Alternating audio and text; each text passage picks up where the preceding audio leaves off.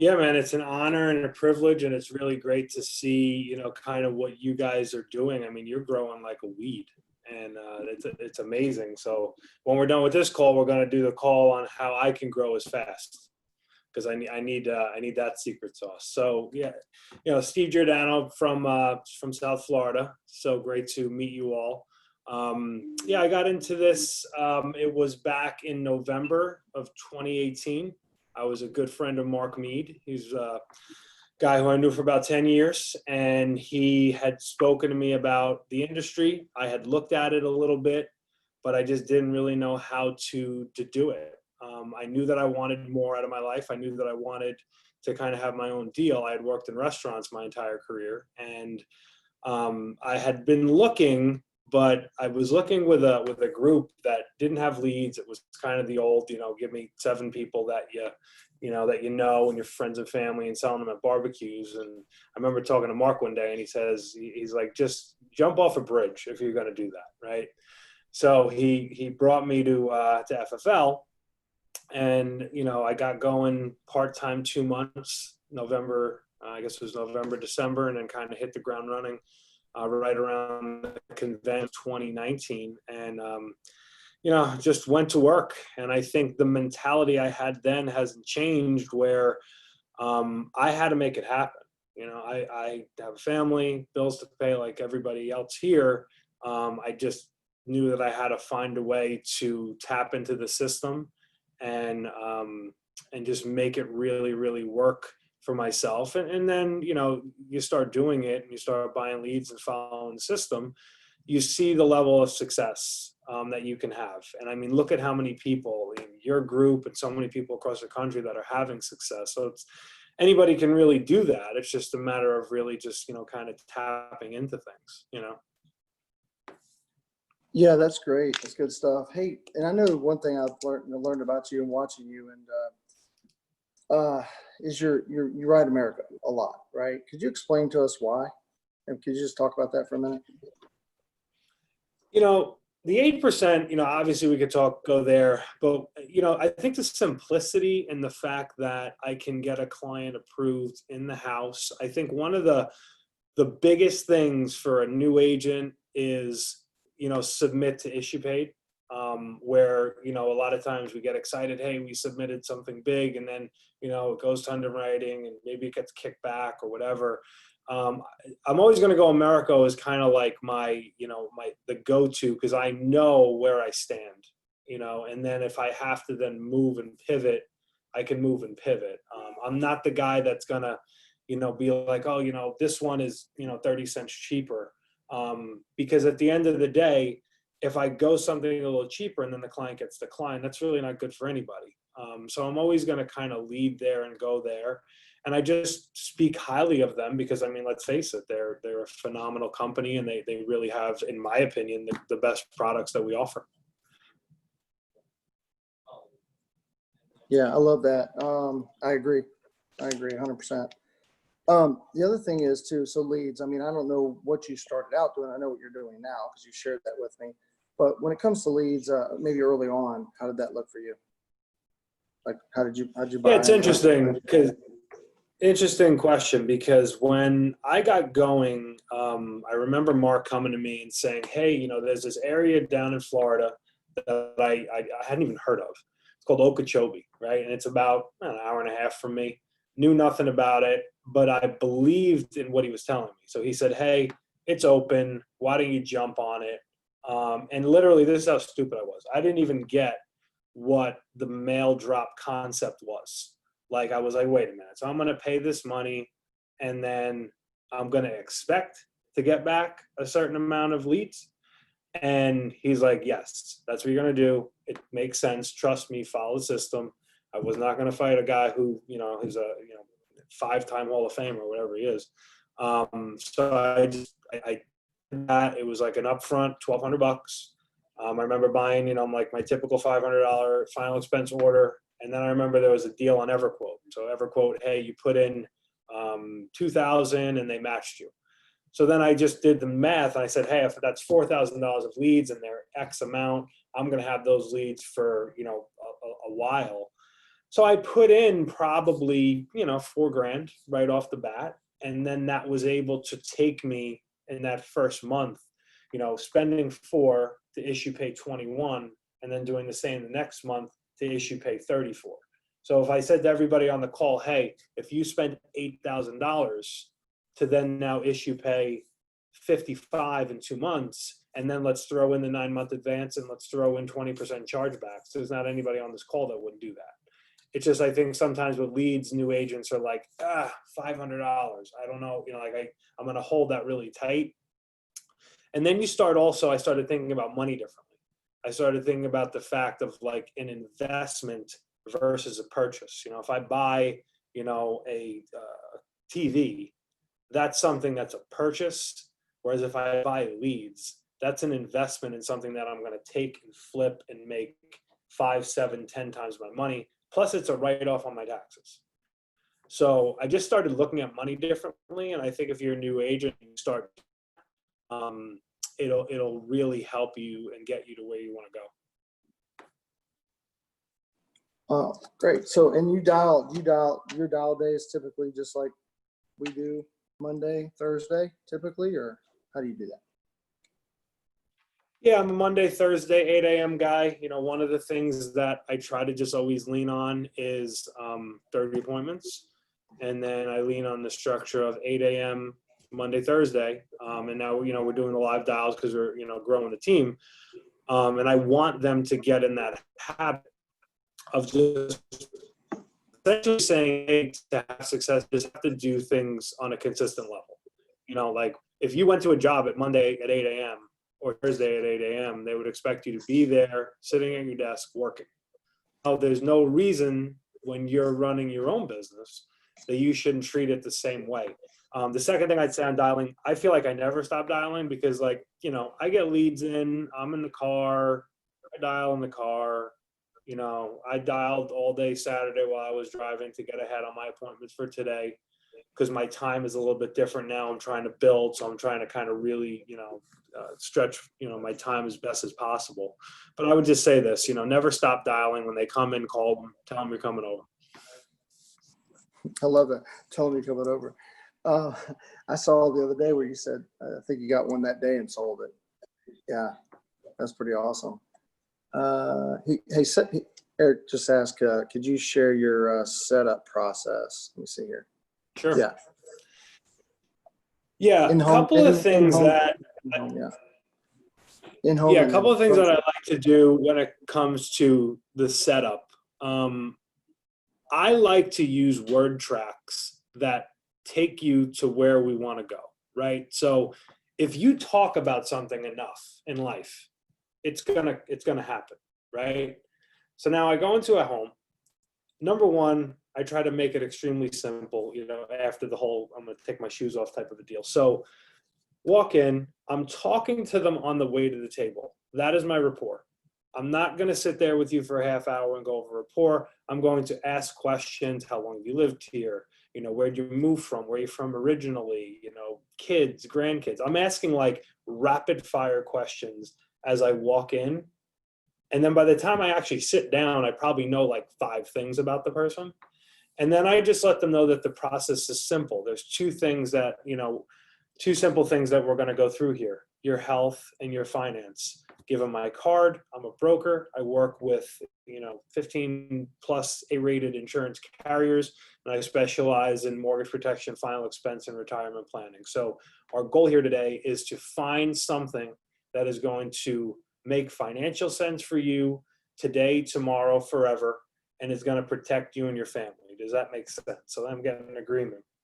And then I literally just dive into it on the financial inventory. We're going to go through health. So hey, have you ever had anything major? Stroke, cancer, heart attack? Have you ever had anything, anything small? Blood pressure, diabetes? And I'm just rapid fire, writing it down. Then I'll get into like on a mortgage protection, what is the value of your house? I have it listed here as, 350,000 value. Oh, it's 550. And then I compliment. Oh, that's great. So that means we have $200,000 of equity that we're protecting here, because I want to make that, again, I want to make that important. Then I'll ask the golden question, anything that you have that acts like life insurance, if you were to pass tomorrow. And then you're going to get your annuity opportunities of which I need to be better at, and finding, all the different things, other insurances, things of that nature. Then I get right into the budget. I want to know their mortgage payment, what they're bringing in, husband, wife, or whatever, security. And then I'm just going to kind of go through quickly. All right, your outgoing expense, car, electric, blah, blah, blah, blah, blah. And I'm also the whole time kind of letting them know in that budget that I am the budget guy. I am trying to find something that is suitably going to fit your budget, that if your tires went tomorrow or you needed a new washing machine, this would fit your budget. So I think doing that, you're lending that you're a helper. Like, you're not a salesman. I'm trying to help you here. I'm not trying to just get you the $800 a month. If you want the $800 a month, I'm in, but most people aren't going to do it. So I'll kind of go through that. And then I like to, it's kind of that breaking point where you get uncomfortable if it's husband and wife. I will then break down, okay, let's say they're older, Social Security. So now, Bob, you get $1,500. Mary, you get $800. Do you know how survivorship works? No, I don't. Oh, well, you're going to lose $800. So let's do the math. That's 800 times 12, blah, blah, blah. I'm basically painting the picture of kind of what's the loss when a spouse passes away and going through that budget. Once I kind of know that, and now I've already assessed the health, then I'm going to kind of go where I'm going to go. In a lot of instances, not everybody's getting a term, an HMS, whatever. If I got to go critical period coverage on a final expense type product, or maybe stacking multiple, I'm going to explain how this makes financial sense based on your health and based on your budget and your financial situation. And I'm going to lean heavy on the fact that they have equity. So like, we're protecting the equity with 30,000 Eagle Premier plus, 20,000 AmAm giving you 50,000. Or if it is, they're healthy enough on an HMS, I'm going to gauge. I've had a lot of people, they're younger, they don't have retirement. So I'm going to gauge, okay, so we're going to kill two birds with one stone, Mary, who's 38 now. You don't save anything for retirement. You have this loan. We know we want insurance. We're going to get even more coverage. You're going to pay X amount a month. And then when you, outlive it, 30 years, you're going to get X amount back, and you're going to have all these living benefits. Or, I might look at a continuation, and kind of say, hey, now you're going to have insurance for life. You're going to have all the living benefits, and then it's going to convert to a whole life. You're never going to have to qualify. So I kind of, gauge it at that point. But the nuts and bolts of the appointment are usually the same as far as health, finance, budget, and then figuring out what's going to make financial sense. And then jotting down 3 quotes, and I literally start the e-app. I don't ask to start it. Maybe we're going to start it. I start the e-app, because what's the worst thing that happens? I don't do it. I don't finish it. So I start the e-app. I just start asking questions. And then when I show those numbers, I'll say, okay, of those 3 options, what makes the most financial sense to you in your budget today? And then if they're like, blah, blah, I don't know. And I'm like, you know what? Do what most people do, go with the low one, because we can always add, we can always change. But the goal today is to get you something. And then usually, most of the time, you'll get agreement on something. And then I just do the app and kind of keep it moving from there, pretty much. Yeah, that's great stuff, man. I think about being at home, and a lot of the same things and questions, but it just looks different. So I think we try to find the end result there, which is what they're going to be able to afford and protect their family. So that's awesome. There's so many questions I could ask here, but what about your phone script? One of the guys posted your phone script, maybe something you say that might be different than the rest of us that's calling. I guess you're doing mortgage protection all, so maybe your phone script. Yeah, with the phone, I like to say, you can call it a script, but don't let it sound like it's scripted, right? So I'm the question guy. I learned that to overcome objections, the more questions I ask, the better. Now, the natural reaction to a question is an answer. So you're not going to combat me with an objection typically if I keep asking questions. So, if it's mortgage protection, hey Bob, this is Steve. I was getting back to you in response to the mortgage protection form that get sent in. I am the local underwriter assigned to help you out. Want to confirm your information. I have your date of birth as 4/3/82, correct? So right there, quick statement, question, answers the question with his date of birth, correct. Have you over at 123 Main Street, correct? Again, second question. I get agreement. Perfect. Got your loan at 350,000. Got you over at, you have your loan at 350,000 with Quicken. Perfect. My job's simple, Bob, just to find 15 minutes to get with you and anybody else involved in the decision. Do you have a co-borrower or a spouse on there? Oh, I'm married. Okay, perfect. Now, do you guys work during the day? Are you retired, or are you working from home due to everything going on with the current situation? Oh, well, we're working from home now. All right, perfect. I'm going to be out your way Tuesday, Wednesday. I'm really busy. Do you guys have any time where you kind of, pulled away, where you give yourself a little bit of a break during the day? Yeah, we typically 3 o'clock, we have some time. Perfect. I'm going to be right over that way. I'm going to put you on my calendar right at 3:15. It's going to take us 15 minutes. We're going to get you the coverage that you had requested. And that's pretty much it, outside of, right now you get some of the COVID objections and not wanting to meet. And if I get those, I'll just kind of say things like, we're taking precautions, meeting with a mask outside. Just got to get with you 15 minutes at a safe distance, and we'll get it knocked out. But I try to just always go back to a question. The more you do that, the more you're kind of boxing them into a corner. If you do that, then they can't kind of come at you with all this craziness, all these crazy objections of why they're not going to meet with you.